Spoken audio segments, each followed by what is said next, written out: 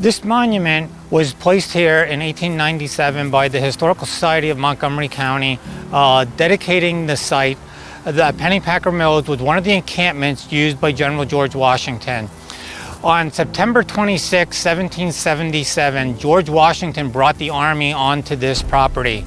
On that same day, it was a cold, wet, rainy day, Philadelphia fell to the British. With losing Philadelphia, George Washington, from his headquarters house on this property, would issue over 30 orders for troop movements and supplies. This would be a major turning point for him with moving forward.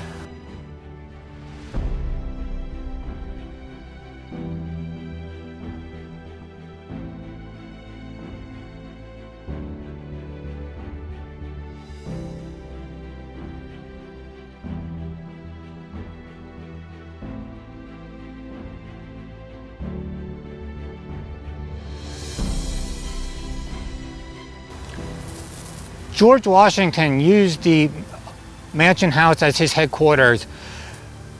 He brought the army here on September 26th. They would leave here on the 29th, and they would retreat back here after the Battle of Germantown and arrived here on October 5th. He brought the army back here. He knew the great defensive possibilities of this property, this nice gentle slope up to the Mansion House. You also have a ridge that extends between the house and barn around the house, and then you have the upper ridge of the fields behind it. We find cannonballs on this lower ridge, which in military terms would be termed the military crest. You place your cannons on a lower ridge, and then you can always retreat back to the higher ridge. Washington knew of these defensive qualities here of this property and brought the army back here, and then they would leave here on October 8th. This stone marks the grave of Major Edward Sherburne. Sherburne, during the Battle of Germantown, was one of the aides-de-camp to General Sullivan. And some of his aides made the decision to try to light the house of Cliveden on fire. This was a castle in George Washington's rear that a British regiment had taken residence. And it was just a problem for them. So the decision was made to try to burn it, and Sherburne was one of those that volunteered for this action. He was wounded, he made his way back here, and from letters describing his burial, said that he was buried in full military honors. He's in his full dress uniform with the epaulets. Sherburne was from New Hampshire, and unfortunately his life ended too soon.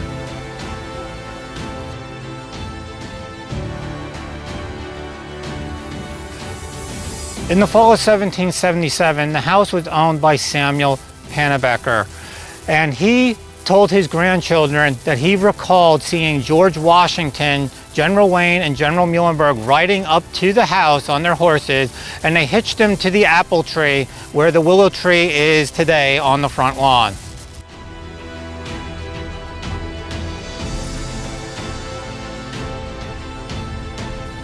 Wounded soldiers were brought back to Pennypacker Mills after the Battle of Germantown. They were buried at 3 locations, one for Major Edward Sherburne, and this was the family plot. And this stone says Alt Kirchhof, which in German translates into English as Old Graveyard. This is a mass burial for soldiers, and there's also family members that were buried here as well. George Washington chose the house of Samuel Pennypacker as his headquarters. It was only one of 90 households in Perkiomen and Skippack Township, so there wasn't a lot of choices. Samuel Pennypacker would tell family members that he recalled every morning having to bring up a bowl of water to George Washington to the bedroom on the east side of the house to wash with. A lot will be happening here. On September 28, George Washington learned of the Battle of Saratoga being an American success, and he issued a 13-gun cannon salute from the property. Reverend Muhlenberg, over in the town of Trapp, recalled in his diary that he heard 14 heavy guns fired this way, and the local people were wondering what was going on. George Washington would also hold a council of war in the parlor of the house here on the 28th. He brings all of his generals in, and he asked, should we attack the British again? They had just lost the Battle of Brandywine on September 11th, and on September 20th was the Paoli massacre. Only 4 of the generals were in favor of an attack, so the decision was made to leave this property, march down the Skipback Pike to be closer to Philadelphia. The Battle of Germantown was fought on October 4th, and due to smoke, confusion, difficulties in communicating, George Washington was forced to retreat from that battle all the way back to here. General Howe with the British forces followed him all the way up to Fort Washington. The lead troops made it here right around midnight of the 4th, with the bulk of the army making it here on October 5th. There are some interesting stories that happened on the property at that time. A Frenchman would write that in the grist mill that was located on this property at that time, a dog had wandered in. They guessed it was begging for supper, and they noticed on the collar it said General Howe. The British officer, Lead General's dog, had followed them back to their camp. Of course, the men wanted to keep it. They think it's a token of war. But due to the etiquette of the day, George Washington wrote a note. He had it written by his scribe, Alexander Hamilton, and returned the dog under a flag of truce.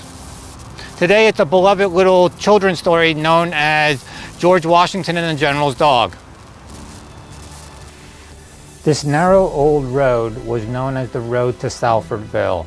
It made a 90-degree turn in the road, and troops were encamped behind the knoll, giving them protection from view of any opposing forces.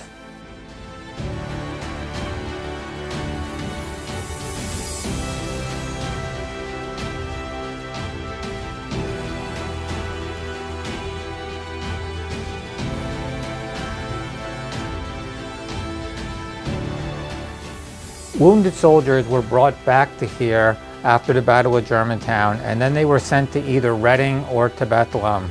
Those that died on the property were buried in 3 burial sites on the property. This 3rd burial site is a mass burial site of soldiers. The Army will stay on the property here from October 5th to October 8th after their retreat from Germantown. On the 8th, they will leave the property. They will march down the Skipback Pike. There will be maneuvering. They will have the Fort Washington encampment in November, and they will end up in Valley Forge for the winter.